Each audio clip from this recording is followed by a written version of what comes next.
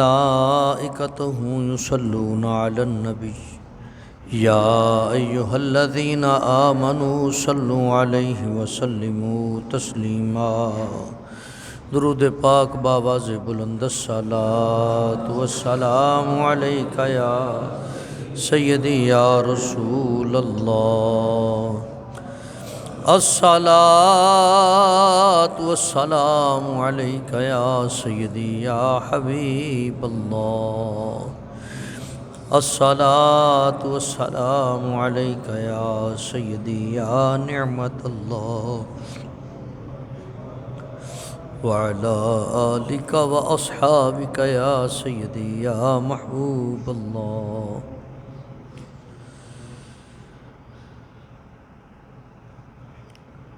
اللہ تبارک و تعالی جل مجد الکریم کی حمد و ثنا حضور پر نور شافی یوم النشور صلی اللہ علیہ وآلہ وبارک وسلم کی ذات والا صفات پہ ہدیہ درود و سلام کے بعد مالک و خالق کے حضور التجا ہے وہ ہم سب کا مل بیٹھنا، آنا جانا، سننا سنانا، پڑھنا پڑھانا قبول فرمائے۔ مجھے حق اور سچ بیان کرنے کی اور ہم سب کو اس پر عمل پیرا ہونے کی توفیق نصیب فرمائے۔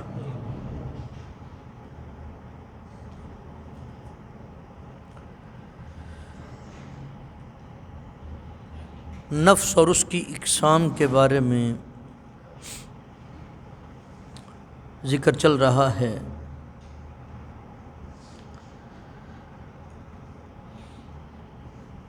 آیت مقدسہ تلاوت کی ہے، اللہ نے قسم اٹھائی، اللہ نے قیامت کے دن کی قسم اٹھائی، اور قسم اٹھا کر پھر رب ارشاد فرماتا ہے کہ مجھے قسم ہے نفس لوامہ کی۔ یہ نفس لوامہ وہ ہے جو خود کو ملامت کرنے والا نفس ہے۔ نفس امارہ کا ذکر پچھلے جمعۃ المبارک میں ہو رہا تھا، بہت زیادہ ڈیٹیل جو ہے اس کا وقت نہیں ہوتا، کچھ باتیں سمجھانا مقصود ہوتی ہیں۔ اللہ کے حبیب پاک سے صحابی آپ کی خدمت میں بیٹھے ہیں، حضور فرماتے ہیں کہ تمہارا کوئی ایسا ساتھی ہو کہ جس کو تم کھلاؤ پلاؤ، اس کے اعزاز کا اکرام کا خیال کرو اور وہ تمہیں ذلیل کروا دے، ایسا کوئی تمہارا ساتھ، اس کے بارے میں کیا کہتے ہو؟ اور جب تم اس کو بھوکا رکھو پیاسا رکھو، اس کی سرزنش کرتے رہو تو وہ تمہاری عزتوں کا باعث ہو۔ تو صحابی عرض کرتے ہیں یا رسول اللہ ایسے تو کسی بھی ساتھی کو ہم اپنے ساتھ رکھنا پسند نہیں کریں گے، لیکن ایسا ساتھی ہے کون؟ حضور فرماتے ہیں وہ تمہارا نفس ہے، نفس امارہ۔ جب تو اس کو کھلاتا ہے وہ صحت مند ہوتا چلا جاتا ہے، جسم سازی کرتا ہے۔ اب آپ نے جب کھلانا شروع کیا، جسم اور نفس آپ کا طاقت پکڑتا چلا گیا، پکڑتا چلا گیا، پکڑتا چلا گیا۔ ایک وقت آیا اس میں کوئی کالی بنا، کوئی اکو بنا، کوئی جارا بنا، بڑے بڑے پہلوان بنے، لیکن روح کمزور ہے، روح کمزور ہے۔ اس کی دوسری مثال کچھ یوں لے لیں، اللہ نے دو چیزوں کا جسم انسان کو اکٹھ بنایا ہے، جب تک یہ دونوں اکٹھی نہیں ہوتی اس وقت تک انسان نہیں بنتا، اس وقت تک انسان نہیں بنتا۔ اللہ نے اپنا خلیفہ کس کو مقرر کیا ہے؟ حضرت انسان کو۔ انسان ہونے کے لیے دو چیزوں کا ہونا ضروری ہے، ایک روح کا جس کا تعلق عالم بالا سے ہے، اور دوسرا جسم کا جس کا تعلق زمین کے ساتھ۔ اس میں کئیوں کو غلط فہمی آ گئی کہ شاید یہ جیسا بھی ہے، موٹی موٹی لٹیں رکھی ہوئی ہیں، پلید لباس ہے، فٹ پاتھ پہ بیٹھا ہے، شراب نوشی کی عادت ہے، جوا کھیلتا ہے، چرس پیتا ہے، الی حاصل قیاس دنیا کے سارے عیب اس کے اندر ہیں، اور اللہ نے اس کو خلیفہ نامزد کیا ہے، یہ اس کی بھول ہے۔ اللہ نے جس انسان کو اپنا خلیفہ، اپنا نائب مقرر کیا، اس کا نام ذات مصطفیٰ ہے۔ اور آپ کو اور مجھے تمام انبیاء اور رسول کو، تمام اولیاء کو، تمام علماء کو، تمام مکاتب فکر، میں ٹوٹل کا ہر ایک کی بات کر رہا ہوں جس کا تعلق لفظ انسان کے ساتھ ہے، وہ سب کو بھی مصطفیٰ کے لیے اور کائنات کو بھی مصطفیٰ کے لیے۔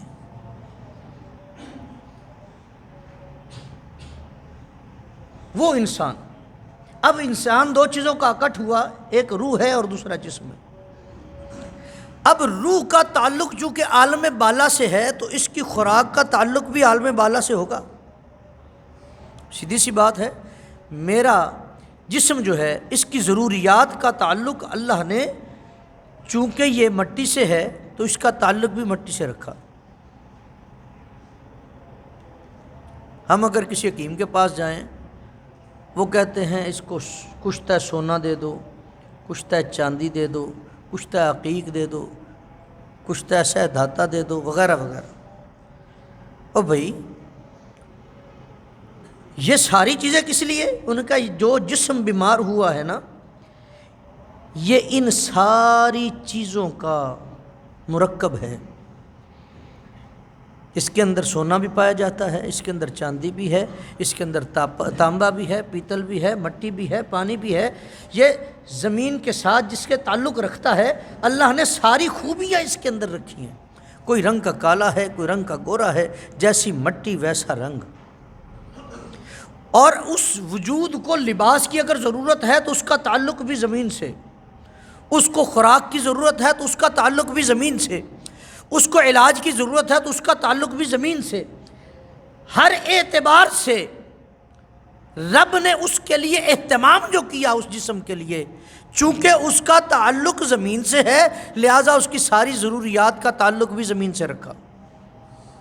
اور روح کا تعلق عالم بالا سے ہے، اس کی خوراک کا تعلق بھی نور سے رکھا۔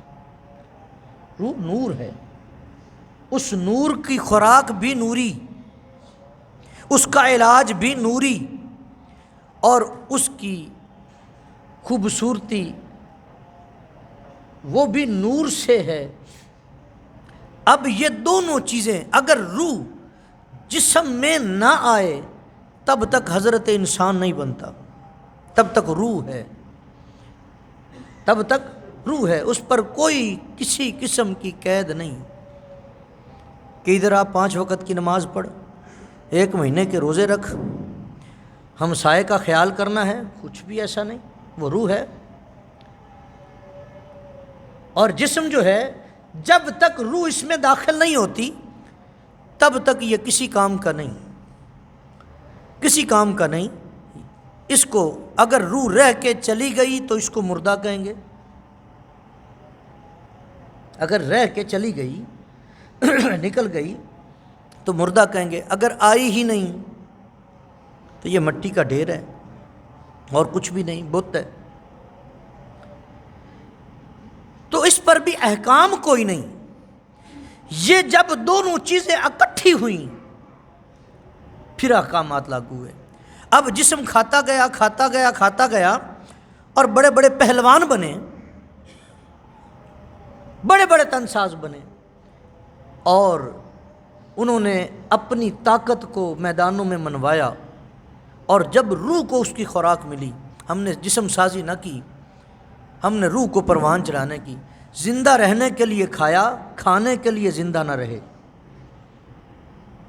کھانے کے لیے زندہ نہ رہے، زندہ رہنے کے لیے کھایا، اور اب رب کا صبح صبح آوازہ پیغام ہم تک پہنچا، مؤذن نے اذان دی، اللہ اکبر اللہ اکبر، مومن تڑپ گیا، میرے رب کا پیغام آیا ہے، میرے رب کا پیغام آیا ہے۔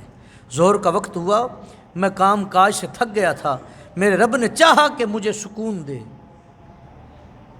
میں دنیا کے مصائب میں پھنسا، میرے رب نے چاہا کہ اس کو روح کی غذا دوں۔ ظہر کا وقت پھر مؤذن نے اذان دے دی، اب گھر جانے کا وقت قریب ہوا، کسی کو کثیر رزق سے نوازا، کسی کو قلیل سے، اب جس کو کثیر سے نوازا وہ بھی شکر ادا کرنے کے لیے آ جائے، جس کو کثیر سے وہ بھی آ کے شکر کرے کہ میں اس کے رزق کو بڑھا دوں، اس کے وجود کو راحت عطا کروں۔ مغرب کا وقت ہوا، پھر یہ سلسلہ وہ بار بار بلا رہا ہے، بار بار کہ میری روح کو غذا دی جائے۔ پھر میں غفلتوں میں پڑ گیا، اب مختلف قسم کی بیماریوں میں، روحانی بیماریوں میں پھنس گیا۔ میں کہتا ہوں اب نماز میں دل نہیں لگتا، قرآن کھولنے کو دل نہیں کرتا، اب کہیں بیان ہو رہا ہو تو سننے کو دل نہیں کرتا، اب دل سخت ہونے لگ گیا۔ مالک کیا کروں؟ فرمایا پریشان کیوں ہوتا ہے، ماہ رمضان بھیج رہا ہوں نا۔ اب روزوں کے ساتھ پھر اس روح کی ٹریٹمنٹ کی گئی کہ میرے بندے کی روح جوان رہے، وہ نفس امارہ کی اسیر نہ ہو جائے، وہ نفس امارہ کی اسیر نہ ہو جائے۔ تو نفس امارہ کا تو سر کچلیں گے تو بات بنے گی، اور اس کے بعد نفس لوامہ، یہ وہ نفس ہے جو اپنے آپ کو ملامت کرتا ہے۔ اگر نماز چھوٹ رہی ہے تو یہ ملامت کرے گا کہ تو اتنا اکڑ خاں ہو گیا ہے کہ تیرا سر آج رب کی بارگاہ میں جھکنے کے لیے نہیں جا رہا۔ اگر کسی کے ساتھ بات کرنے میں الفاظ میں تبدیلی ہو گئی، یہ اس کے پیچھے چلا جاتا ہے، یہ خود کو ملامت کرتا ہے، کہتا ہے نہیں یار بات ایسے نہیں تھی، ایسے تھی، یار یہ تیرا حق ہے تو لے لے۔ وہ اپنے آپ کو ہر قدم پر ملامت کرتا ہے۔ اللہ نے اسی لیے اس نفس کی قسم کھائی۔ جب روح خوراک لے کر، نورانی خوراک لے کر جب تندرست ہوتی ہے، صحت مند ہوتی ہے، تو پھر اس میں سے بھی تو کچھ بنتا ہوگا نا۔ اس سے عبد القدوس شاہ ولی بنتا ہے،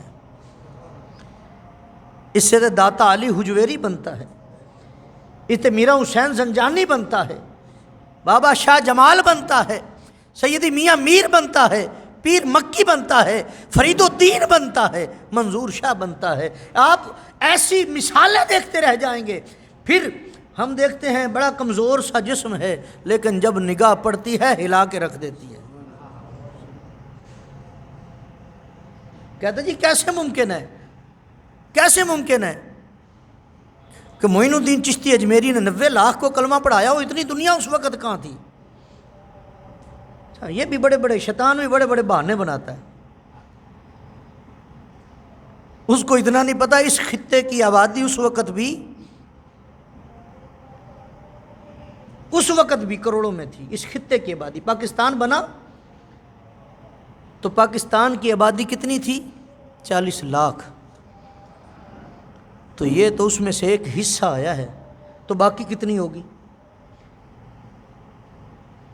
جب تک نگاہ نہ پڑی، پوجنے والے کا جہاں دل کیا وہ تلاش جاری رکھے ہوئے تھا، کوئی رہبر رہنما نہ تھا جو بتاتا کہ ادھر آ بھٹکنے والے، خدا کی تلاش چاہتا ہے، آ تجھے خدا سے ملا دوں، کوئی تھا نہ۔ پیر نصیر الدین نصیر رحمۃ اللہ تعالی لکھتے ہیں، دانستہ اگر دیکھا ہو تو میں مجرم ہوں، نظر آخر نظر ہے بے ارادہ اٹھ گئی ہوگی۔ ان کا جب تک نظر نہیں پڑی، تب تک تو وہ پتھر ہی رہا، بنا اس وقت جب نظر پڑ گئی، جب نظر پڑ گئی، جب نظر پڑ جاتی ہے، نسبت ہو جاتی ہے، اس وقت نظام بدل جاتا ہے۔ حضرت داتا علی حجویری رحمۃ اللہ تعالیٰ علیہ، آپ اسی سڑک سے تشریف لے جایا کرتے تھے صبح صبح نماز فجر کے بعد سیر پر۔ یہ تقریباً صوفیاء کی عادت رہی ہے کہ وہ فجر کی نماز کے بعد تھوڑا سیر کیا کرتے تھے۔ تو یہ شالمی چوک میں کہ ادھر مندر ہوا کرتا تھا، تو روز ایک ہندو کو دیکھنا کہ روز اس بت کی پوجا پاٹ کرتا تھا، کہتا تھا کچھ کھا لے، وہ نہیں کھاتا۔ ایک دن آپ رک گئے، آپ نے فرمایا یار تیری روز منتیں کرتا ہے، میں دیکھتا ہوں، تو کھاتا کیوں نہیں، کھا لینا۔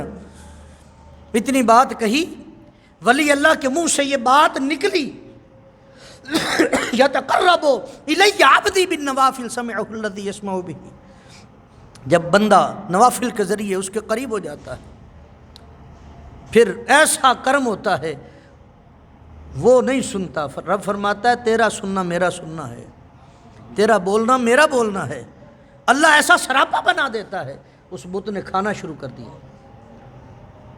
بڑا حیران ہوا کہ میں روز پوجا پاٹ کرتا ہوں، میری سنتا نہیں، یہ بابا روز سے گزرتا ہے، آتا بھی نہیں، مانتا بھی نہیں۔ ایک بار کہا، جا کے بتایا کہ آج یہ ہوا، وہ سارے تو اس پہ غصہ ہونے لگ گئے کہ ایسا کیسے ہو سکتا ہے، ہماری زندگیاں گزر گئیں، یہ تو اپنے سے مکھی نہیں اڑا سکتا۔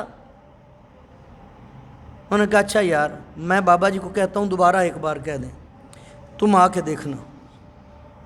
کہتے ہیں کیسے 90 لاکھ نے کلمہ پڑھا۔ حضور داتا صاحب کے پاس حاضر ہوا، آپ فرماتے ہیں کوئی بات نہیں، میں پھر کہہ دوں گا، لیکن کل وہاں پہ کھڑے ہو نا، وہ اپنے سارے وہ عزیز و اقارب کو لے کر، محلے داروں کو لے کر وہاں کھڑا ہے، آپ پھر گزرے، اسی طرح پوجا پاٹ کر رہا ہے، پھر آپ نے کہا، اس نے کھانا شروع کر دیا۔ پھر وہاں سے اسلام کی تبلیغ شروع ہوئی، اور وہ جتنے وہاں موجود تھے سب نے میرے مصطفیٰ کا کلمہ پڑھا۔ اگر وہاں پر 90 لاکھ ہوتے تو کیا 90 لاکھ کلمہ نہ پڑھتے؟ عزیزان گرامی قدر، جب روح طاقتور ہو جاتی ہے تو پھر اسے رب کی معرفت بھی حاصل ہوتی ہے، حضور کی بارگاہ کی حضور بھی حاصل ہوتی ہے۔ اللہ ہم سب کو اعمال صالحہ کی توفیق عطا فرمائے۔